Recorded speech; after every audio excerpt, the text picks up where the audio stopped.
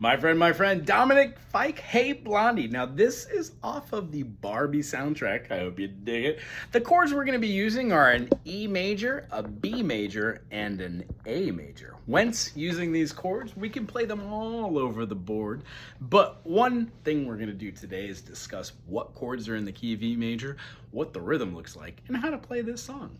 So when we have the E major, B major, and an A major, the first chords we have are just our standard E major.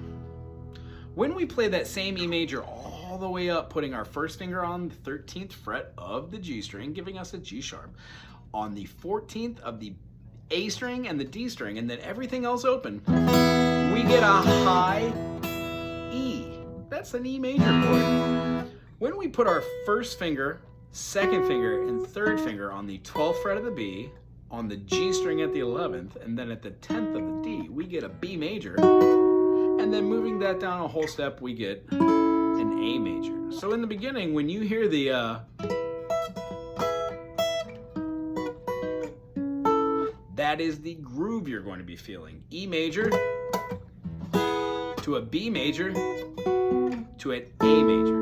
You can also play your E major here at the 7th fret, barring the whole thing, leaving either the B down on the 7th fret or leaving it open because it sounds good on an E major chord. Meaning, play the 7 on the A for the E and then use third finger to play B, G, and D string on the 9, giving an E major. You can leave the high E open or close it, putting a B there with your finger on that B-A-R-R-E.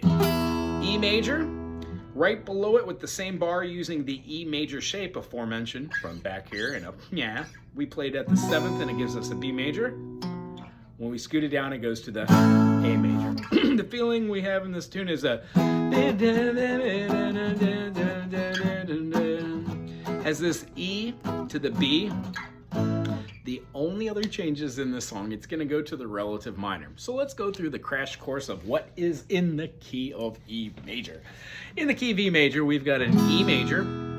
If we take that E major and play with a secondary fingering, we get an E major again, just different fingerings. I call these teeter-totters.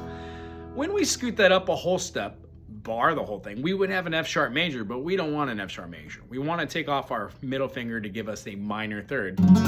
Thusly, it makes an F sharp minor. We can also scoot that up a whole step for the G sharp minor. And then one of the chords we used was the A. If we scoot that up again, we get a B.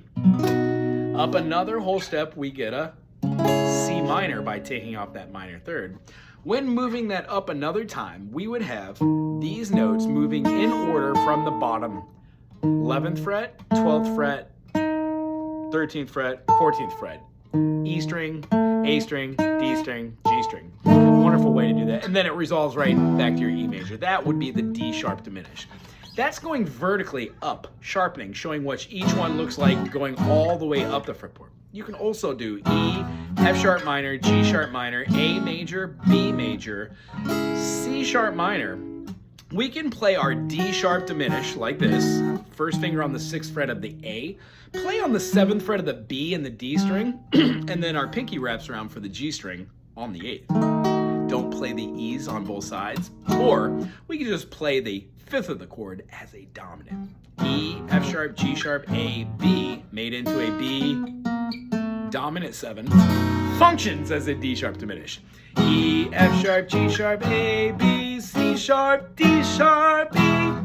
Knowing all those chords from there is wonderful. But for the chorus of this song, all we really need is the C sharp minor, the B major, the C sharp minor, A major, C sharp minor, B major, and then A. Holds out the A, and then it returns right back to the E, to the B, A, E major, B major, A.